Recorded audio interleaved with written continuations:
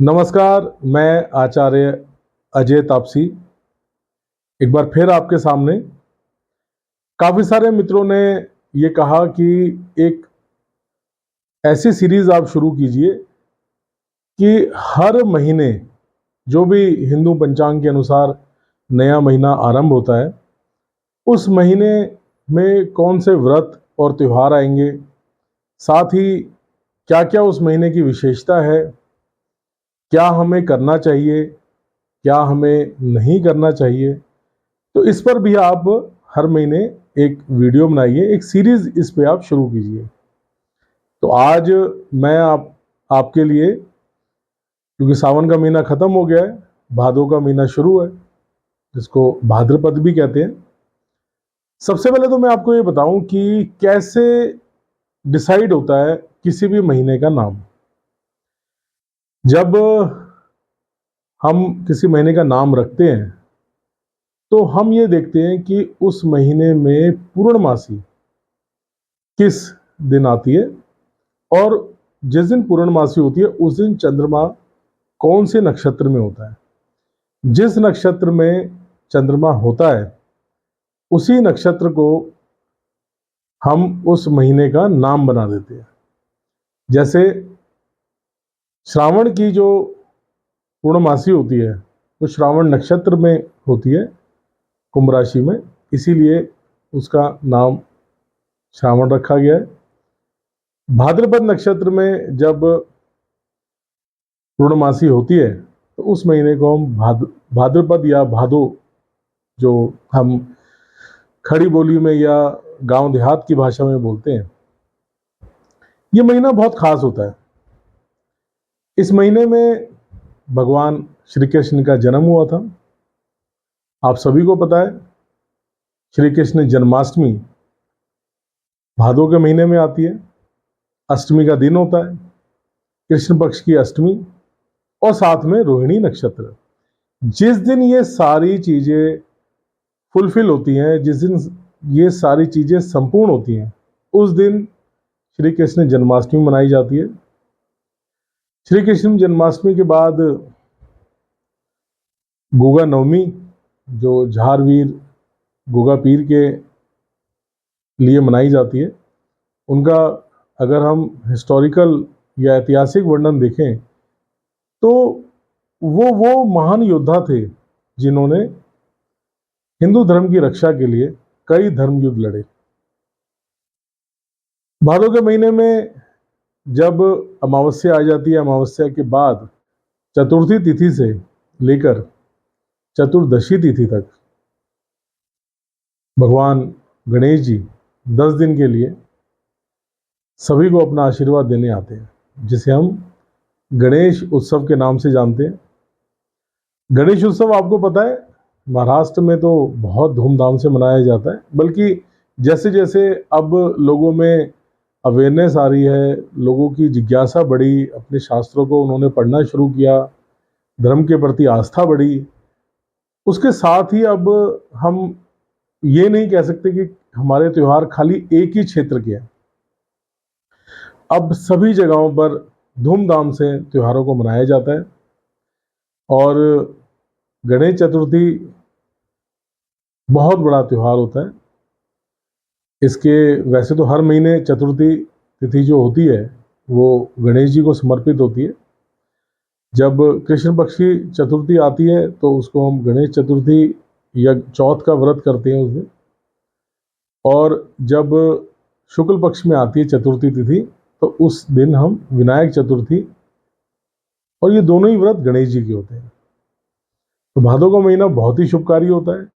भादों के महीने में कई ऐसी मान्यताएं हैं जो हमें ये बताती हैं कि ज्योतिषीय दृष्टिकोण से और धार्मिक दृष्टिकोण से कि हमें क्या कार्य नहीं करने चाहिए भादों के महीने में। अब काफी लोग पूछेंगे कि भाई ऐसा क्या है कि हमें क्यों ऐसे कार्य नहीं करने चाहिए। भारतीय जो समाज है, सभ्यता है, संस्कृति है, धर्म है, ये पूर्णतः वैज्ञानिक है, और प्रकृति से इनका बहुत गहरा नाता होता है।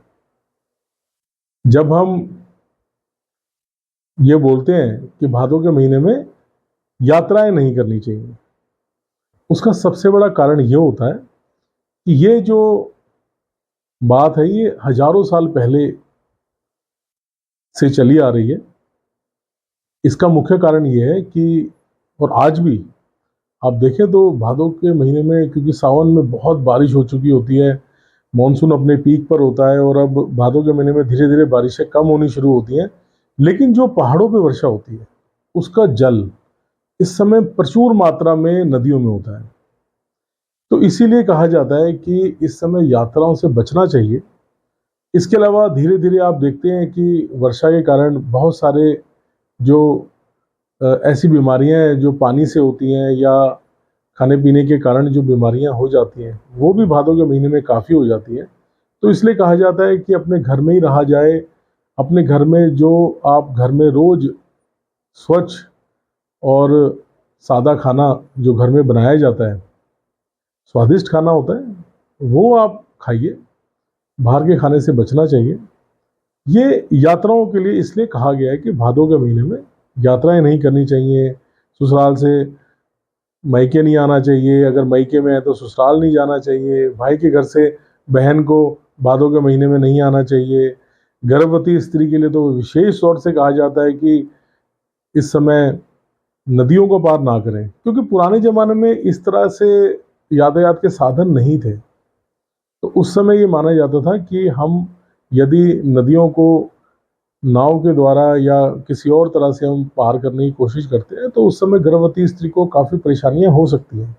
तो इसलिए भादों के महीने में कहा जाता है कि गर्भवती स्त्री को नहीं यात्रा करनी चाहिए। इसके साथ ही ये भी कहा जाता है कि खास तौर से दही से बनी हुई वस्तुएं और दही का सेवन भादों में नहीं करना चाहिए। सावन में भी नहीं करना चाहिए, भादों में भी नहीं करना चाहिए, क्योंकि हमारा जो डाइजेशन सिस्टम है वो थोड़ा सा गड़बड़ होता है। दूसरा, इस महीने अक्सर आप देखते हैं तो भादों के महीने में शुक्र जो है वो अपनी नीच राशि की तरफ होते हैं। तो इसलिए शुक्र से संबंधित जो वस्तुएं होती हैं उनका सेवन थोड़ा सा ना किया जाए तो अच्छा रहता है। भादों के महीने में सूर्य अपनी स्वराशि में होते हैं, सिंह राशि में गोचर कर रहे होते हैं। तो इस समय यदि हम सूर्य को नमन करें, सूर्य भगवान को प्रतिदिन नमन करें और 5 मिनट उनकी रोशनी में बैठें, तो उससे हमारे स्वास्थ्य पे बहुत गहरा प्रभाव पड़ता है और हमारा स्वास्थ्य अच्छा होता है। और ये भी कहते हैं कि भादों के महीने में धूप काफ़ी सख्त होती है, काफ़ी तेज होती है, तो ऐसी मान्यता है कि हिरण का रंग भी काला हो जाता है। लोग कहते हैं कि भादों के महीने में हिरण भी काले पड़ जाते हैं। यानी कि तेज धूप इसलिए होती है कि मौसम साफ होता है, बारिशों की वजह से पूरी तरह से जो बादल वगैरह धीरे धीरे छटने शुरू हो जाते हैं और धूप तेज होती है और धरती में नमी होती है, जिसकी वजह से ह्यूमिडिटी के कारण धूप और तेज लगती है और कहा जाता है कि इसमें हिरण भी काले हो जाते हैं। ऐसे में यदि हम सुबह सुबह भगवान सूर्य का ध्यान करें, भगवान सूर्य को जल अर्पित करें और सूर्य की धूप, सुबह के सूर्य की धूप अपने शरीर पर लेते हैं, तो उसके स्वास्थ्य के लिए भी बहुत अच्छा है और साथ में सूर्य क्योंकि स्वराशि में होते हैं तो शुभ फलों की प्राप्तियाँ होती हैं। तो ज्योतिषीय दृष्टिकोण से भी ये बहुत अच्छा होता है। तो भादों का महीना बहुत शुभकारी होता है, बहुत सारी अच्छी चीज़ें भी होती हैं, कुछ ऐसी चीज़ें हैं जो नहीं करनी चाहिए। यदि आप इन चीज़ों को समय अनुसार जिस तरह से बताया गया है शास्त्रों में, पंचांग में, हमारे पुराणों में, ग्रंथों में जिस तरह से बताया गया है, उस तरह से यदि आप करते हैं, तो ये तो निश्चित है कि आपको इसका कोई नुकसान नहीं होगा। आपको कहीं न कहीं इस तरह से यदि आप चीज़ों को करते हैं, तो आपको इसका फ़ायदा ही होगा। तो भादों का महीना शुभकारी महीना चल रहा है, तो आप सभी के लिए ये महीना बहुत शुभकारी हो, मंगलमय हो, ढेर सारी खुशियाँ आपके जीवन में आएँ, ढेर सारी खुशियाँ आपके जीवन में आएँ, यही कामना हम करते हैं।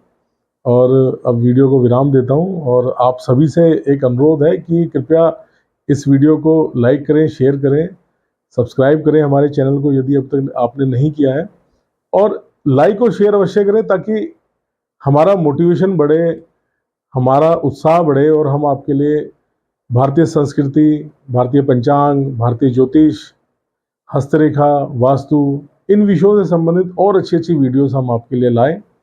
अगर कोई वीडियो आप चाहते हैं कि हम आपके लिए बनाएं, तो प्लीज़ आप हमें कमेंट सेक्शन में बताइए कि किस विषय पर आप ज्योतिष से संबंधित, वास्तु से संबंधित, हस्तरेखा से संबंधित, पंचांग से संबंधित किस विषय पर आप वीडियो हमसे चाहते हैं, तो हम निश्चित तौर पर आपके लिए वीडियो बनाएंगे। तो आप सभी से अनुरोध है कि हमारे चैनल को सब्सक्राइब करें, लाइक करें, शेयर करें इस वीडियो को, और इसी शुभकामना के साथ कि आपका ये महीना बहुत शुभकारी हो, आपसे विराम लेते हैं। नमस्कार।